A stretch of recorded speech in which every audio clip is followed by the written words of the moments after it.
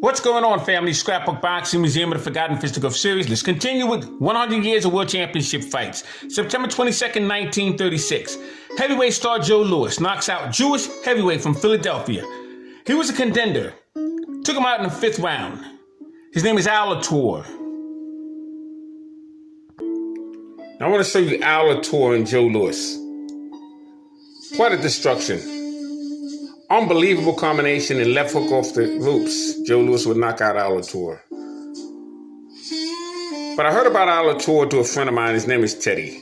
He knew them all. Knew all the fighters. And he told me about Attire. He said it was a decent fighter. Jewish heavyweight from Philadelphia. Let's take a look at the fight between Attire and Joe Louis. On the night of September 22nd, 1936.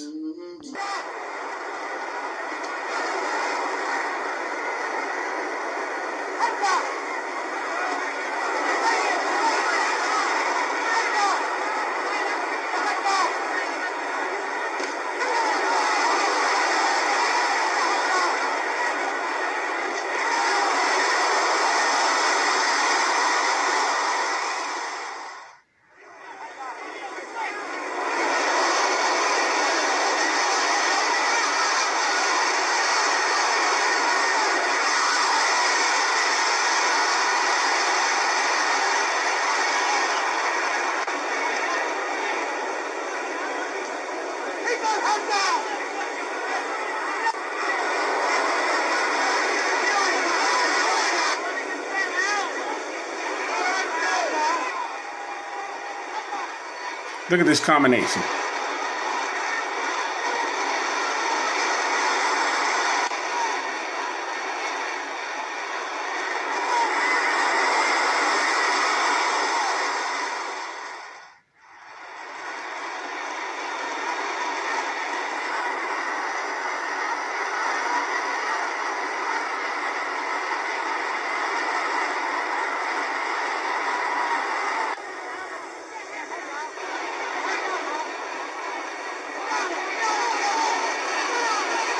Oh my God.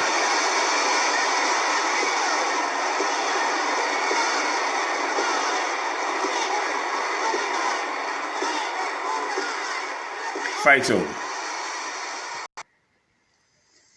Look at the beautiful left hook combination by Joe Louis. Oh my God, he's out cold.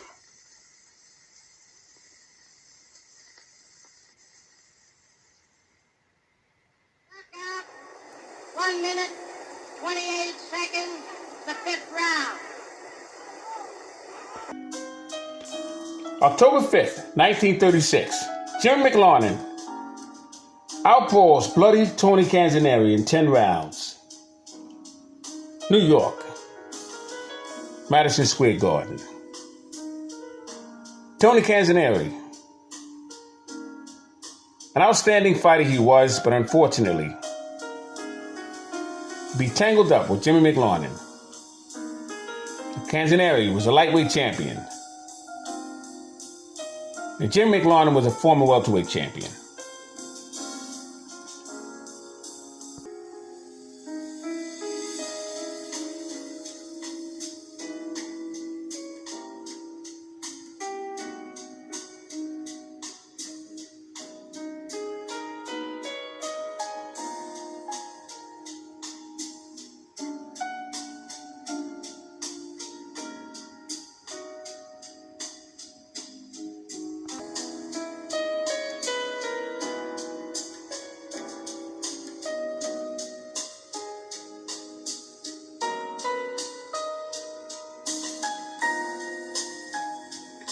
I met Tony Canzoneri several occasions, and he spoke to me about the fights in his past.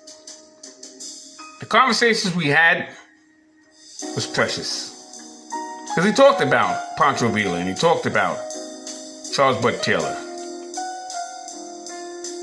He talked about his wars with Barney Ross, his fights with Lou Ambers. He discussed his fight with Tony Canzoneri. Kid Chocolate, he said, was a dynamic puncher. But for some reason, he wanted to talk about Benny Leonard, 1932.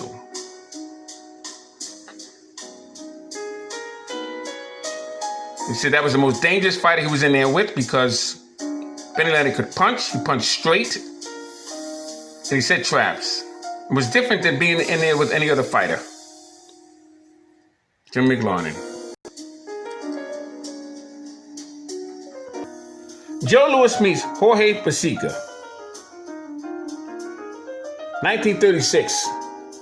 In New York's Madison Square Garden.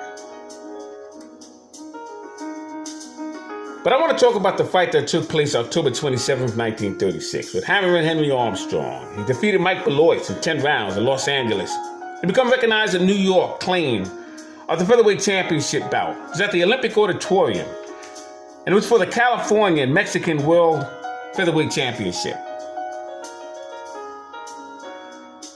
Now, Henry Armstrong was 26 years old. He stood 5 foot 5.5 inches. He had a 67-inch reach. He had a fighting career record coming into that fight at 49 wins, 11 losses, 7 draws, and 23 knockouts. As for Mike Belloise, who was 25 years old, he stood 5 foot 5 inches, had a 65.5-inch reach, and had a fighting career record coming into that fight at 49 wins, 4 losses, 5 draws, and 10 knockouts. Mike Belloise had over 200 amateur fights, including Olympic tours in 1928. 1931, he was on a U.S. boxing team. And after trying out for the 1932 Olympics, along with Henry Armstrong, the game was in Los Angeles. He returned professional in 1932. He had 22 straight victories. Lost his first bout to Lou Feldman, January 1934. And he avenged his loss to Feldman, June 1934, in 10 rounds. Fought Baby Aris Minzy. And I would put him in line as they had somewhat of a tournament. And he would fight Ever Reitmeyer and then knock him out in 14 rounds. 2 years later, 1936, he would become the world featherweight champion. Remarkable story Mike Belloise would have. He was known as the Bronx Spider. He had a brother by the name of Steve Belloise. Steve Belloise fought Ray Robinson. Mike Belloise, very good with his hands. Unfortunately passed away at the age of 58. I believe it was 1964. But he was a very good fighter, was Mike Belloise. Bronx Spider.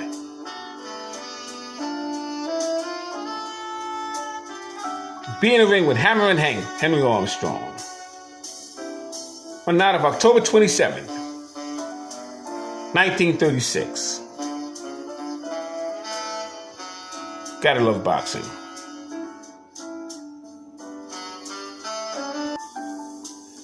I'm Scrapbook Boxing Museum of the Forgotten Fisticuffs Series. All great fights and all great fighters will never be forgotten on my channel. Salute to my viewers and subscribers. 100 years of world championship fights. What a ride. See you in the next video. Peace.